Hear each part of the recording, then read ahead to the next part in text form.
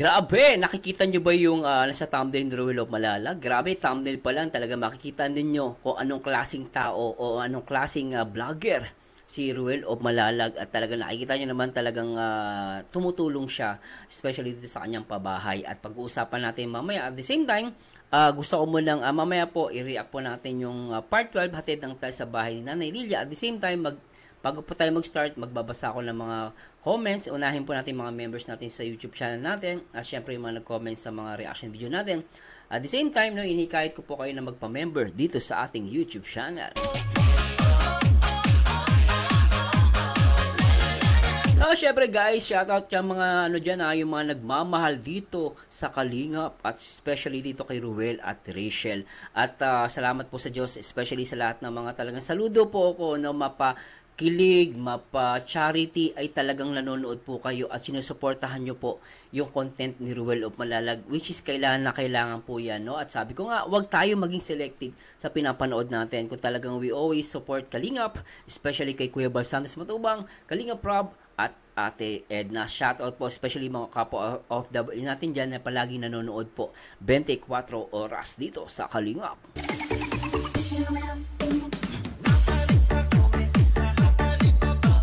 Diba? Saan ka ba nakakita ng ganyang guys? Ganyang vlogger, diba? Talagang pogi na, macho pa, at mabait pa, masipag pa, diba? Dito tulad ng iba, sinasabi, kuripot na. Mamaya po, panoorin nyo po yung reaction video natin last time, no? Yung si Charmaine Kay na mukhang tanga. Ay talaga yon. Pero bago tayo magpunta dyan, guys, at i-react nung kay Nanay Lilia, shoutout ko muna si Ma'am si Lenny Vlog. Tuwan-tuwa ako sa'yo, Idol. Galing mo talaga mag-react, love you. Ay, grabe naman yun. Si Ma'am Josephine Zapico, shoutout. Number 1 basher yan ni Ruel. Sino? Si MP? Binabasa ko lang, No, Annalyn Simeon, much deserving congratulations, Dong Ruel, you're one of a kind. Diba? Ang ganda ng sinabi doon ng mga members natin. Kaya magpa-members na po kayo para lagi kayong ma-shoutout dito sa ating YouTube channel.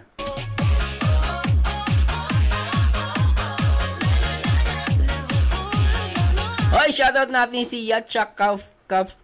Ang hirap naman ng banggatin ng name mo. Pero parang nasa ibang bansa ka na. Sabi niya, yes po, sabi nga ng kapatid ni Ron, isang tawag lang na basta kailangan padala agad. O, di ba? Yan ba yung kuripot? Nagkukuripot o nagiging masinop kasi nga kailangan in the future. Hindi siya burara. Hindi siya gastadoro, o gastador. Ganon. Naklang pateng. Willie Lopez, si Dong Ruel ang batang may future. O, di ba? Si Dong Ruel ang may future dahil alam na niya paano pahalaga ng pinagpaguran niya. O, di ba? Hindi lang batang promil, pati batang future. Di ba? May batang may future. Parang promil lang, No? Pero totoo po yun, agree ako doon, no? At si Exi Domingo, nag-start ang salitang kuripot, nagbiro lang si Rachel kasi that time sa vlog yata ni Alex Librada yun. Actually guys, normal lang po kasi yun Totoo lang po kami, nag-aasar, brutal kami. Alam nyo guys, kami sa grupo namin, sa mga classmate ko ng college, no? Ang tawag sa amin, Kalirio Brutal. Bakit, Sir Mars? Kasi kami talaga, brutal kami kung magbiro. Talagang, pag kami, hindi mo kami kilala, ay sama ng ugali ng mga classmate mo. Ginaganyan ka. Ay siya naman, tuwan-tuwa. Hindi po, mahal ako ng mga yan. Kaya nga, binubrutal ako Kung sabihin ako, kuripot, o kaya mukha daw tanga, o ganun po sa amin. Tawag doon, Carino Brutal. Kaya huwag kayo masanay po kayo sa ganung biruan. Iba naman kasi masyadong seryoso Tsaka kaya sabihin ni Rachel na kuripot, wala pa rin mali doon, guys. Tsaka alam nyo, guys, maganda, pangit man sabihin ni Rachel, may masasabi pa rin sila. Kahit nga joke na lang yun, biro-biruan na lang, siniseryoso pa. Di, pinagbibigyan lang natin yung katangahan nila. No, sabi niya, tapos tuloy natin. Uwian na after ng birthday celebration sa Alteas, nagbiro si Tita yung sumawad ng baon pa uwi. Nagsalita na at biro ni Rachel na kuripot si Ruel, binigyan nila ng kahulugan yung biro. Oo, kasi naalala ko yun, kasi nag-Sharon. Di ba totoo naman yung guys ilbis na bumili pa sila ng pagkain after, maghahapunan pa sila, midnight snack. Kaysa naman bumili ka pa, kumuha ka nun, hindi pagiging kuripot yun, wala naman masama dun Tsaka kung sasabi natin totoo, sabi ko na totoo, masama ba yun? Hindi masama yun, tanga. Ay naku po, ang kulit ng nyo. User, shoutout, salamat po, Exi Domingo. Sana mapakinggan mo to, ang ganda ng comment, no? User, walang masama na maging kuripot. Siyempre, ang pera pinaghihirapan, hindi pinupulot kung saan-saan lang. Tama yun. Mamaya naman, gumawa si Ruel kay Rachel ng bongga-bongga. Sabi niyo, oh, yun ba yung mga charity vlogger? Pagdating sa shota, bongga.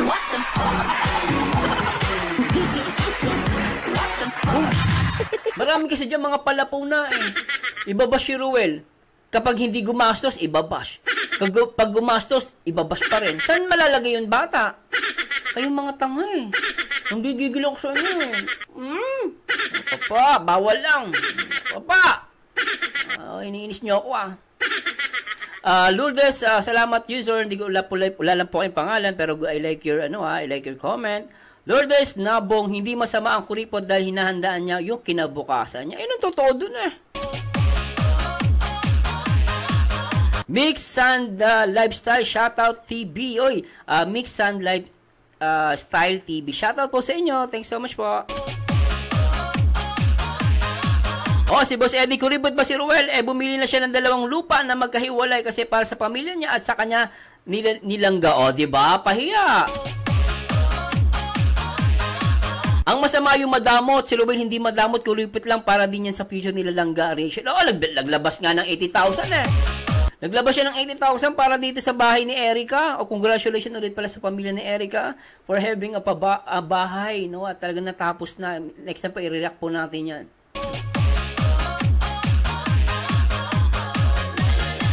Boss Eddie, shoutout mo Janet Raga, soy mga basyo, hindi kayo magwawagi kahit anong sabihin ninyo kay Dudong at Rachel. Sa dami nagmamahal at naniniwala sa kanilang sponsor at mga viewers, di kayo magtagumpay, kawawa naman kayo. Tama yan diba?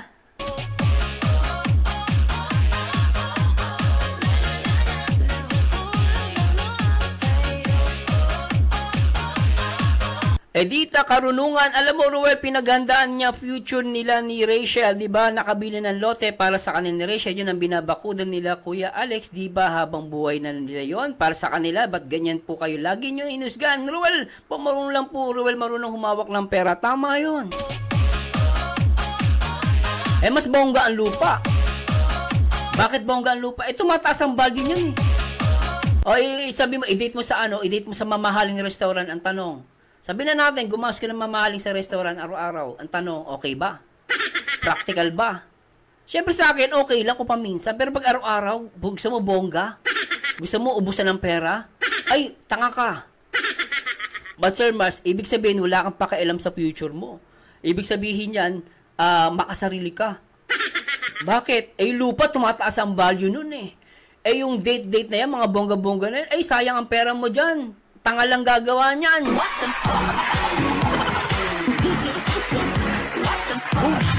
Not unless may pera ka talaga. No? Talagang sobrang ubod ng yaman mo at talagang okay lang sa'yo, gumas mawala ka ng pera, okay lang. Pero kung ikaw ay galing ka sa hirap, katulad ko, at katulad ni Ruel of Malalag at ni Rachel, ikaw ba ay papayag ka bumalik ka sa dati mong kalagayan? Papayag ka ba sa dati mong kalagayan na naghihirap? Mahirap maging mahirap. Yan ang tatandaan nyo. Masaya maging mahirap. Totoo yan kung kontento ka. Pero sa totoo lang, guys, napakahirap maging mahirap. Gusto mong pumunta ng ganito, hindi pwede. Gusto mong gawin ganito. Kaya minsan sabi ng nanay ko, nasa bahay kami ng tita ko. Yaman ng tita ko. Daming babasagin na Sabi niya, nak, huwag ka makulit baka makabasag ka. Alam mo yung tita mo, magagalitin niya. Sabi sa akin, baka makabasag tayo, nakakahiya. Wala tayong pambayad. Ako naman sabi ko, ganito pala mahirap, no? Mahirap. Baka makabasag ka. Kaya talagang, habang nag-uusap sila ng tita ko, dito ako tahimik lang, nakaupo lang. Ganun lang ako. Ba't yung anak mo sobrang tahimik, ang bait naman? Hindi niya alam, takot na takot ako. Baka sabi ko, baka makabasag po ako. Ganun ako ng bata ko. Isa ko nanay ko, mabait yan, nanay. Sabi na nanay ko, mabait yan anak ko, mabait yan. Think ka. Lumalaki mata ng nanay ka. Huwag ka makulit baka makabasag ka. Ganun po ang mahirap. Totoo naman yun Minsan, pag mahirap ka, kung iusgahan ka ng mga tanga Naranasan ko yan guys, ang yayabang. May pera lang, mayabang. Nak ng pating. Talagang kung tumingin sa'yo, mula ulo hanggang pa, kung laiting ka. Naranasan ko yan guys, yung mga panalait na yan. Kaya ako sanay ako sa panalait, okay lang. Sabi mo ang patay gutom, okay lang. Sabihan mo ang kuripot, okay lang. Sabihan mo ang pogi, okay lang.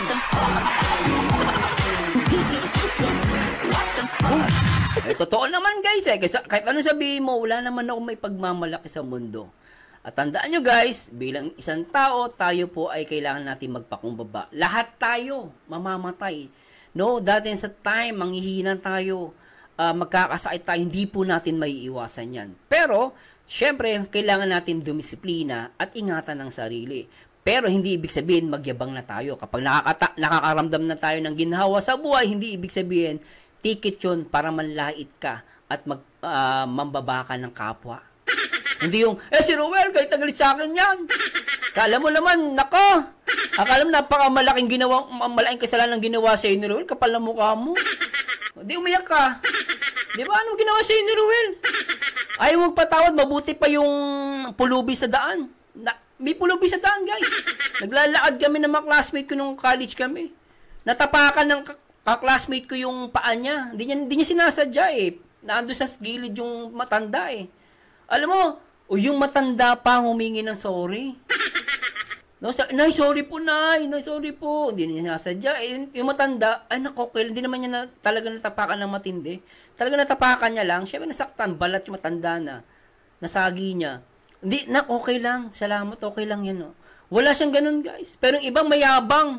Minsan, bastos sa mga crew, sa Jollibee, sa McDo, kita ka, yabang, nakapila.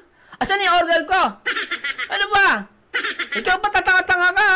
Sabi ko, grabe yaman, no? Sabi ko, mayaman ka, pero sa Jollibee ka lang kumakain. Ang totoo, mayaman, di kumakain sa Jollibee, no? Yan sa mga sosyalin yan. Di ba? Talagang mayaman ka, pero kayabangan mo yan. Minsan may mga ganun tao, guys. Nakakainis, Pero guys, baka sabihin ng Jollibee yun, Siyempre lahat naman kumakain dyan. Kaya lang, siyempre, kung magyayabang ka, sabi mayabang ka. Huwag ka kumain sa fast food. Kumain ka doon sa mamahalin. Kung makareklamo, akala mo, ginto binili mo. Ako talaga nakakagigil. Guys. Norma Medalon, sabi ko na yung sinabi ni Rachel Kuripot, mapapansin ng basher, di masama ang isang kuripot. Okay lang yun. Lahat naman mapapansin. Lahat na lang. Mula ulo hanggang kuko. Di ba? Pananamit. Lahat. Naku po, maniwala kayo. Mga basher, mga tanga yan. Mga mga hindi masaya sa buhay. Ang gusto niyang gumawa ng masama. Mukhang tanga. Janet Enrile. Kaano mo si Enrile. Hanggang ngayon buhay pa yun Grabe blessed ng Panginoon yun. Lahat ng kuripot yung nagiging successful. John Pipino, shoutout, God bless po. At si Marlene Pakis, bakit ba nakikialam si Ruel hindi kuripot? Siya ay marunong lang siya kung anong volume pera. Sa panahon now, need mong mahalagahan ang money. Ay, grabe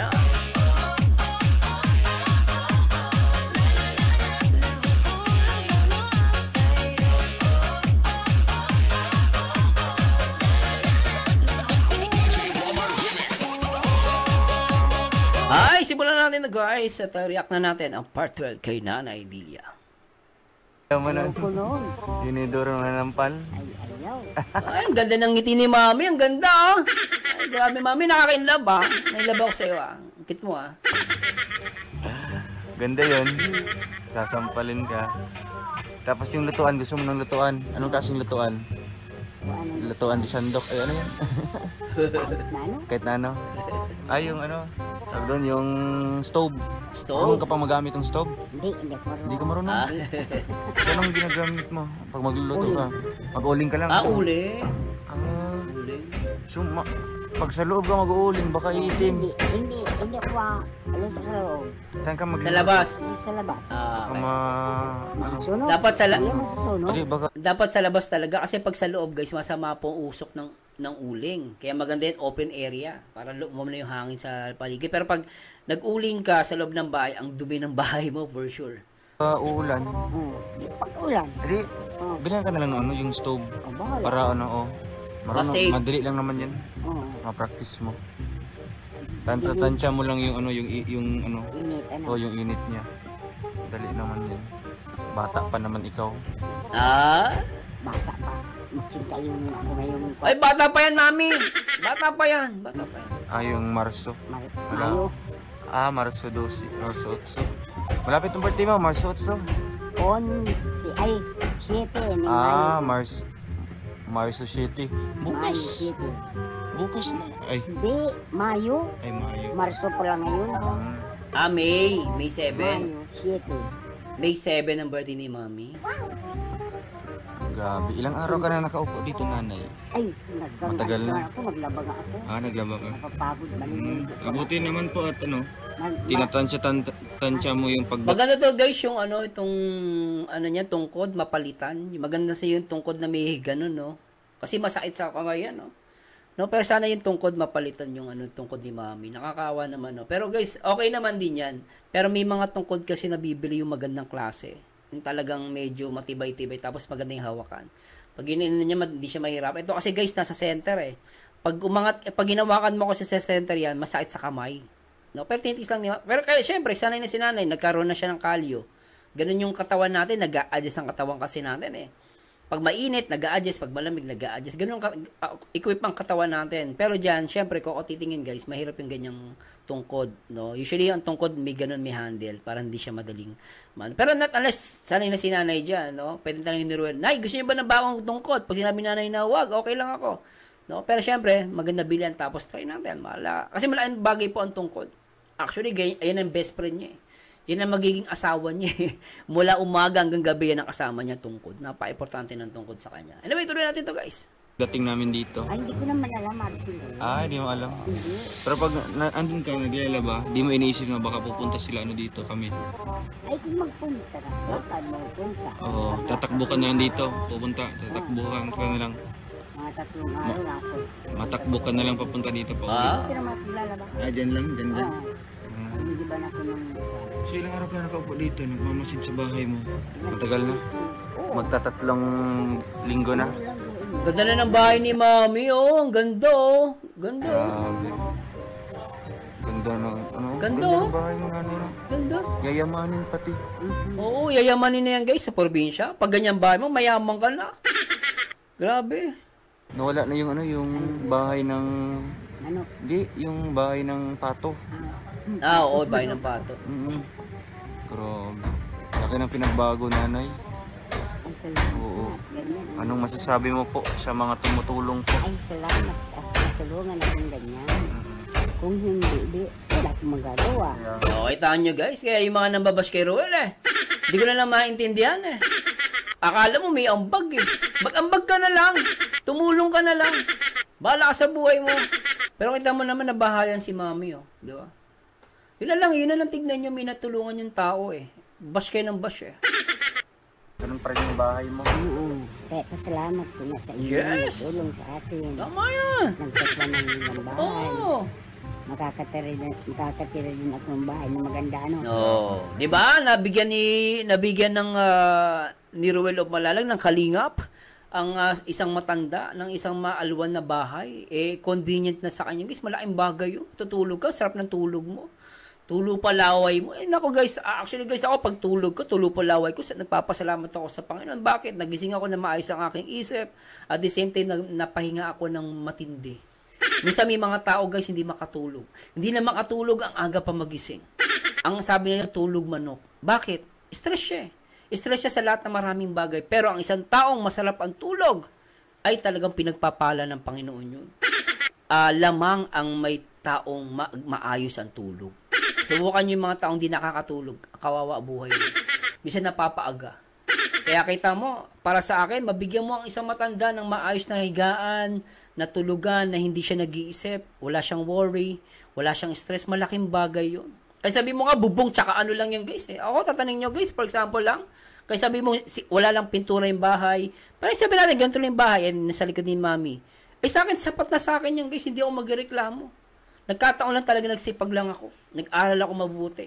Kaya nagkaroon ako ng magandang bahay. Pero kung ako tatanungin nyo guys, talagang mahirap ako, masaya na din ako sa buhay kahit ganyan ang bahay ko. Yung nasa likod ni Mami, ganyan masaya na ako. Much more, bigyan ka ng kalingap ni Ruel of Malalag ng magandang bahay. At shout out sa lahat ng mga sponsors, sa Croreps, Sa lahat po guys, sa mga Golden Titas, no, at syempre sa Terusa, sa RFUS, shoutout po sa inyo. Salamat po sa Diyos ha. Mabuhay kayo hanggang gusto nyo. No, para mas marami pa kayo matulungan. Tuloy natin to. Ang ganda mo. Asus. Salamat ako at nagdating din kahit na hindi ko naman inaasahan. Oh, Hindi mo na pinapangarap. Hindi. Pero nung isang vlogger, Dadasal ka. nagkan sa akin, nababahayan daw ko. Pero hindi man natuloy. Awa, natin naman sa Sorsogon. So ngayon, anong masabi mo? merong ano daw, bilis ang vlog, hindi daw natuloy. Nasa Sorsogon na daw. Okay. Na natuloy na talaga. Ay, di salamat. Nadinig na ng Diyos. Yung mga Nakuha yung panalangin. mga dalangin ko. Mga dalangin mo. At may kuhan akong si Nazareno. So grabe nanay. Ganda oh. Isang araw na lang ito, tapos na. Di ba? Di ba maganda yung bahay ni Rola Malalag, kaya ewan ko na lang sa mga tanga. Bash ng bash ah. Ay, ambot sa inyo. Sabi ko sa labas. Okay ah. Ayun, may kisame guys, pinakita ni Ruel. Ano? May last time may nag-comment din sa akin. Sir Mars, sabi niya, may kisame ba yung sa taas? Sabi ko, meron yun.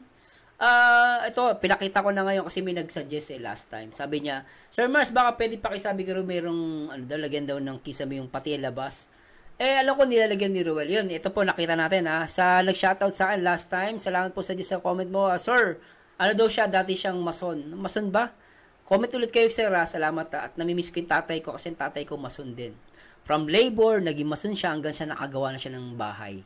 No, salamat po sa Diyos ha. So, siyempre mahal na mahal ko mga karpentero dahil ako yung naging naging construction worker. Umaamin po ako diyan dahil ang tatay ko ay construction worker. Mahirap lang po kami. Kaya proud ako sa mga construction worker na talaga ang ginagawang hanap buhay ang pagiging construction worker. Malinis po yung trabaho na yan. Ituloy nyo po. Lalo na, no, nagiging kasangkapan kayo sa paggawa ng mabuti. Dito sa paggawa ng bahay ni Rola Malalag. Ganda, may kisame guys. Oh. Kasi maganda yung may kisame para hindi pagbahayan ng ibon. Pag binagbahayan kasi ng ibon, pupunta yung ahas. No? Nagtatawag siya ng mga ahas, kaya nakakatakot. Kaya mas maganda, merong kisame. So the best thing, nakita ko dito, no? Nakita natin dito to guys, sa natin, nilagyan ni Ruel ng kisame. So this is a big best thing guys na ginawa ni Rola Malalag. Ganyan ang totoong nagmamahal na charity vlogger. Tapos ibabash nyo. Ang pinupunan nyo lang yung pwede nyong ipuna. Yung kakulungan. Kung saan ang kulang, saan na hindi napansin, doon nyo binabash. Style nyo bulok. Tuloy natin to. Tapos na. Ito yung Ay, ang ganda. sa kwarto, mga kalinga. Pintura na lang. Sana po tapos na. Kaya.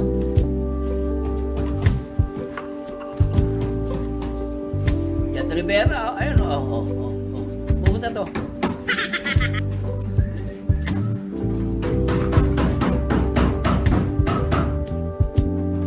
Sinisipat talaga ni Kuya. Nay! Okay yung kuha mo dun, Ruel ah. Ang lupit ah. Gusto ko yung style ah. Galing ah. Galing natin. Ano ka dyan? Naglilinis. Linis na. Ay, hindi na natatapos-tapos sa gawa ko.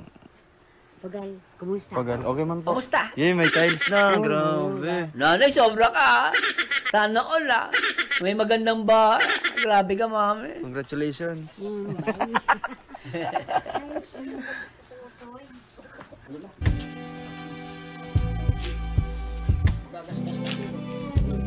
Kita mo guys, yung sakyan ni Kuya Bal, no? Nakita niya ba guys, yung pick-up, ginagamit nila sa kung kahit sabihin mo may kotse sila nakabili sila ng kotse. Kita niyo na guys, yung kotse ginagamit pambili ng semento. Or buhangin ba yan? Di ba? Kita niyo ba yan? Pero hindi niyo nakikita yan, mga tanga. Ang alam niyo lang, pumuna kayo ng pumuna. Pero ang tanong, nagawa niyo ba yan? Yun yung point dun eh.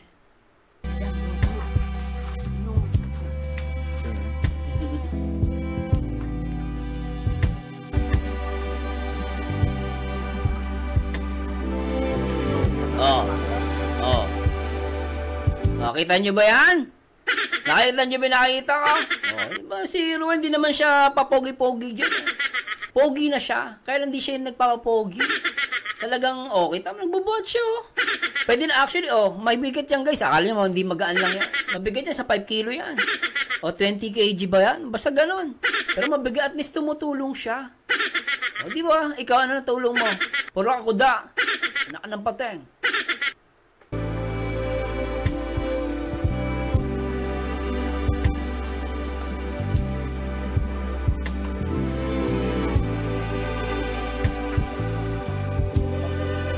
Oh, ganyan yan, oh. Natulong si Ruel eh.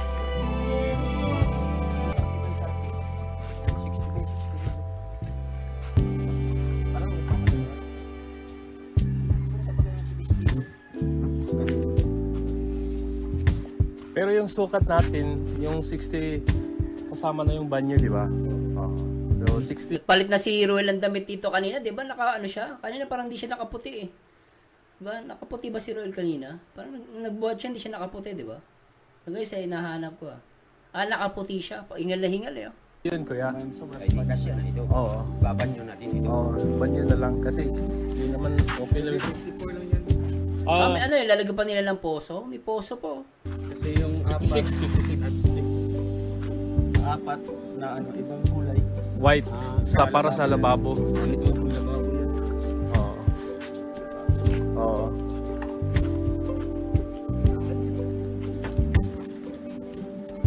So anyway guys, I hope nag-enjoy kayo at anong masasabi ninyo sa napakagandang bahay na ginawa ni Ruel of Malalag ng Kalingap. Siyempre sa pangunayan ni Kuya Bal Santos Matubang, Kalingap Rap at Ate Edna. Always support guys. At the same time, nakita nyo ang pabahay ni Ruel of Malalag. Talagang ewan ko na lang, may masabi pa kayo dyan.